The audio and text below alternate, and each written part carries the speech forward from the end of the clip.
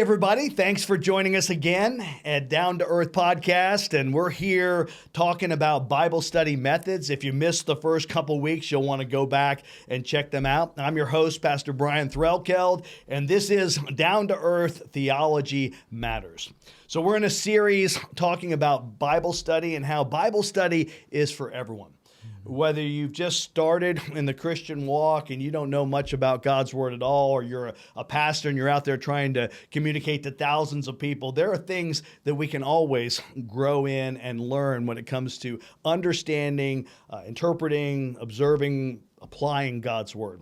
So I'm joined by Dr. Jason Peters. He's the Greek professor at the Gray School of Theology, as well as a pastor at Faith Bible Church. So Jason, thanks for being with us for this series. And we're going to talk today about presuppositions of language, and then we're going to get into some kind of heady stuff. Okay, good. You know, we're going to use some big terms. We'll define them. We're going to bring them down to earth. That's down right. To earth. We're going to bring them down to earth and really ultimately talk about how people communicate, why they communicate. And Okay. I think it'll be super beneficial. All right. Well, let's dive right in. What would you say about presuppositions, maybe? Yeah. So again, as Brian said, go back and listen to the first couple episodes. Yeah, that's important. They'll be super beneficial just for background and context. But the presuppositions that I think every Christian should start with is dual authorship of the Bible. So the Spirit of God carried men along. God's Word is God-breathed. So the source, the ultimate source of biblical revelation is the triune God. Now, he uses fallible, broken people to communicate that message. Me? Yeah, guys like Moses and Yeah. Paul. Yeah, exactly. And, yeah, You mean they weren't perfect? And, They didn't? Matthew. No, they weren't. And so dual authorship, and then the second one would be authorial intent. Some people call it communicative intent. And all that means is that the author has a purpose for which he communicates.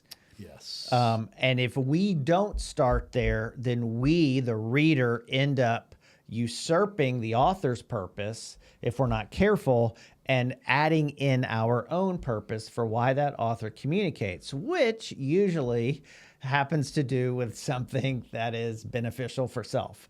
And so what we want to do is make sure that we are searching. I mean, this is really the goal of Bible study method for a seminary professor, for someone who's just became a believer, is get to what the original author, inspired by the Spirit of God, who's the ultimate source, get to what their purpose was.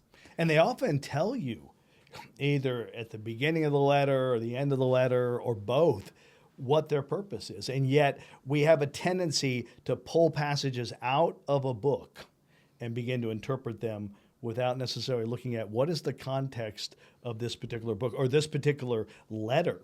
That's one of the things I've always said with regards to preaching is these letters were meant to be communicated and read holistically, like the whole thing. And yet sometimes people take a book of the Bible and they spend 3 years going through the book of 1 Peter, or the letter of 1 Peter. And sometimes you forget, well, what was the purpose of this? Was that really the way Peter designed for it to be approached? Or should we read the whole thing and keep the context and the message together with that? That's what you're talking about, I think, here. Yeah, and that'll be something called discourse analysis that we'll get to in a couple episodes. Right now, I just want to talk about kind of 4 ideas, and these are ideas that were passed on to me by a guy named Dr. Steve Runge, who's an expert in Greek, kind of linguistics and exegesis and that kind of stuff. And he in his book, he lays these out, and he really adopted these from a guy named Stephen Levinson, who's kind of a giant in the Bible translation field. I think Dr. Levinson is in his late 70s now, but it's basically this. Here's one way to really begin to look and see what the author's actual intentions are.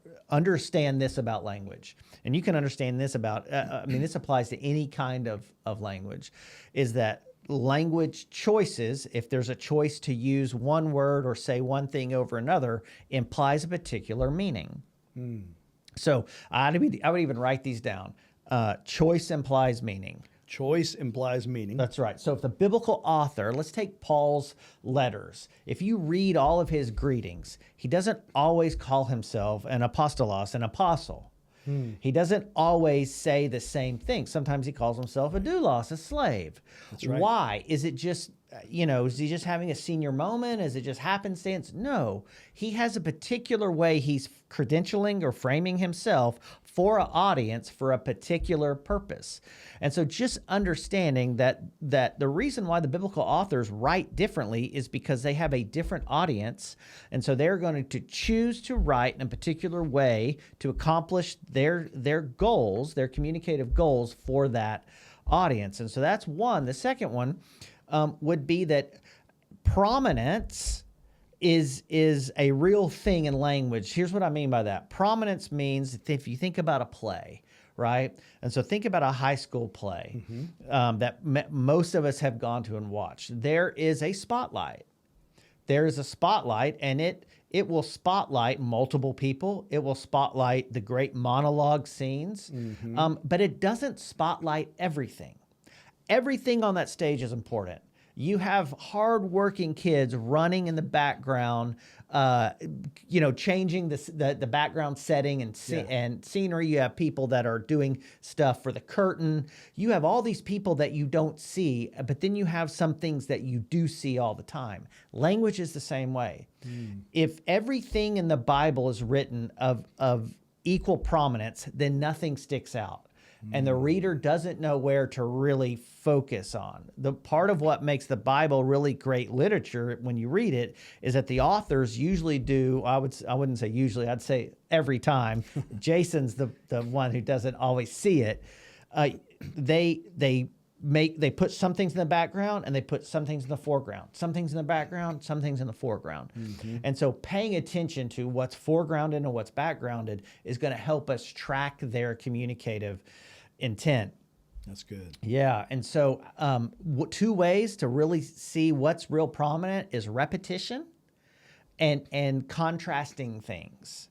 And we'll unpack more of that later. And then this is everybody's least favorite.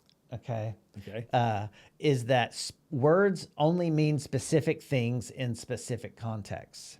Now, I know most believers have heard a sermon where the beloved pastor says, in the original Greek, this word really means, and then they will list off 27 different things. I'm here to tell you that is the wrong view of language. Okay? Words mean things from the other words that are around them, from the other clauses that are around them, paragraphs, sections, yada, yada, yada.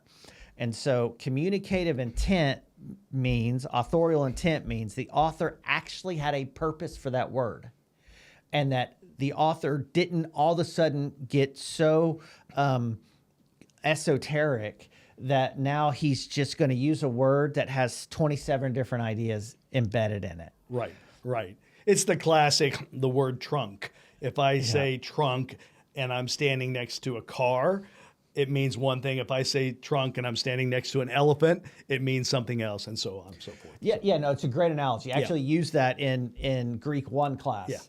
Is I'll just tell people, hey, what does trunk mean? And I'll get people to say, it means a car. It means an elephant. It means, the somebody's big butt. It means it means all of these different things. And I'll say, what about a big gray trunk? Well, it could still mean a car. It could still mean an elephant. It could mean a trunk in your house that you put blankets in or something. That's right. And so the words get nuanced by their context. That's so good. Yeah. So good. So important. So those linguistic principles, every Bible study person should know. If you care about getting to the truth of what the author has said, in this case, the dual author, if you care about the intention behind his communication, then take these to heart and use them every time you crack open the Bible. Now, let's talk about a couple other things. Well, let's repeat those so people, if you're out there, maybe you're listening, you're driving down the road, when you get back home, you can write these things down. In fact, if you're watching on YouTube, you got a video below, we're going to oftentimes have outlines. We're going to have some different notes for you so that you can go back and study these things. But just real quick to reiterate those. Yeah, choice implies meaning. Choice implies meaning. Communication has purpose. Communication has a purpose. There's an intent. Yeah, we see prominence, what the most important thing is, usually by contrasting things or repeating things. Okay. Prominence is seen by contrasting or repeating things. Yep. And then last one is words mean specific things in specific context. So when you see a word, it means something specific, but you're not going to know what that meaning is unless you see the context around that word. Excellent. Those are fantastic. Right. So let's talk quickly about how and why people communicate. Okay. All right. So how is it's pretty evident. We can communicate with body language. We can communicate with intonation in our voice. Mm-hmm. We can communicate with writing things down. We can communicate, obviously, speaking, sign language. There's a lot of different ways in the how we communicate. We're focused specifically on written discourse. Mm-hmm. We don't know how they used intonation in the ancient world. Because we don't have any native speakers. What we do know is what has been written down for us. And so it's really important to understand that we're studying written discourse. It's fixed. This is a gift. This is beautiful. Were there oral traditions circulating that were gospel truth? Sure, in the very beginning, while the New Testament was being written. But how God has communicated to us is primarily through written discourse, and that's what we're really focused on. Mm-hmm. Now, the question is why? Why do people communicate? This is a great question to begin to ask yourself while you're communicating with other people. And we're going to That's good. We'll talk about homework here in a second. But there's a lady named Kathleen Cowlow who wrote a great chapter, and I don't know if she got it from someone else, but basically it's a book about linguistics and biblical interpretation. And she basically says, I believe it's Cowlow, that says that people communicate for really largely for one of three reasons. And a lot of times they'll use all of these to affect, with an A, affect someone's ideas, what they think about something, okay. Their emotions about something, because emotions are powerful things to cause people to act or think in certain ways, and actions. And if someone's not trying to affect, maybe it's strengthen, maybe it's change, maybe it's expand, whatever it might be, then someone's usually not communicating.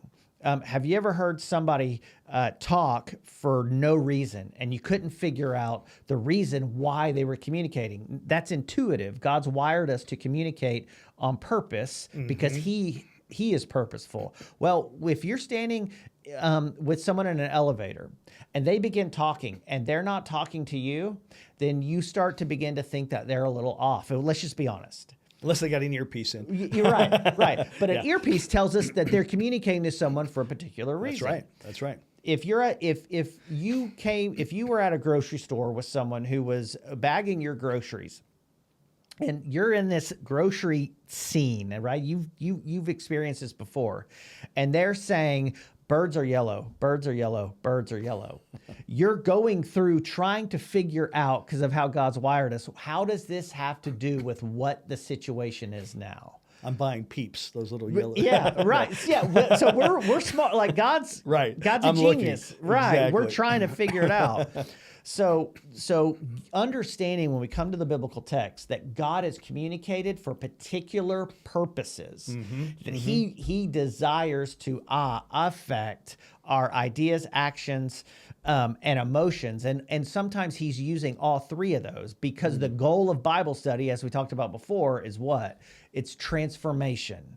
God wants to transform our ideas and our actions, even our emotions, so that we look more like Jesus in whatever we're doing.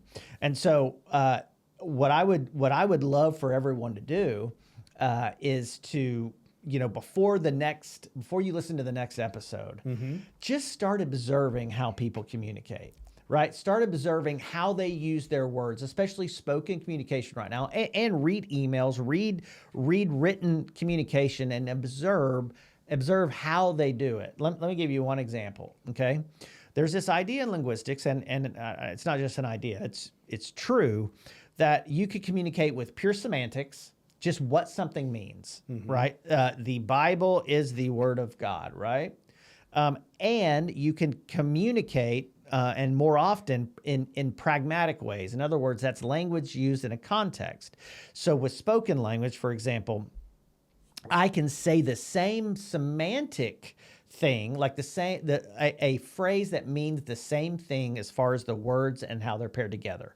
I'll use the example of I'm talking to my wife and I say, your children really know how to take out the trash.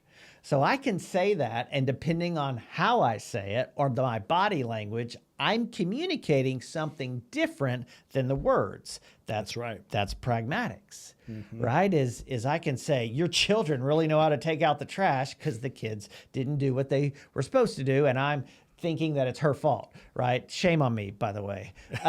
Or I can say, your children really know how to take out the trash. Same semantic content, different pragmatic force of language. Now, here's why that matters. Because the biblical authors do this as well.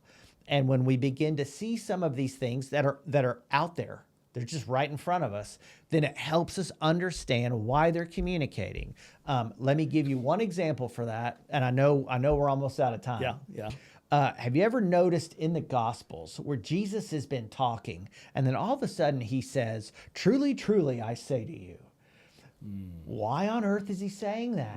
It doesn't really mean anything. It's a pragmatic way of slowing down the reader or the hearer in the original context and giving their brain, their mind a chance to catch a breath, because he's probably been saying some stuff really intense and he's probably going to say some more stuff really intense. So it's kind of our way. It's an ancient way of saying, okay, hey, check this out. Right, what I'm saying is really important. When you read the Gospels, we'll focus on what comes after the truly, truly, I say to you. That's usually where Jesus is throwing a theological haymaker towards somebody. I love it. So that's just one example of semantics and pragmatics. Again, really, really important to how we view language, even before we get into actual Bible study method. I want to give people out there listening or watching an opportunity to maybe have some homework. So what would you tell them to do, say, this next week? Yeah, I'd say so. Just pay attention to the ways in which you're using communication to get people to do things. Okay. Is it for information? Is it for emotion that you want to see exhibited? Is it something you want them to take action with? Those kinds of things. Okay. Yeah. Just think about how and why people are communicating to you and how and why you're communicating to people. And you'll begin to realize, oh, I use language largely pragmatically. I'm telling people, hey, check this out. Hey, guess what? I'm using rhetorical questions. I'm doing all these things. So just begin to think in that way. It will actually help you become a much better reader of the Bible. That's fantastic. Great. Yeah. All right. Well, thank you so much for being tuned in and paying attention to this particular episode. We hope you join us next week as we continue this conversation. You've got your homework for this week, and we'll see you next time on Down to Earth.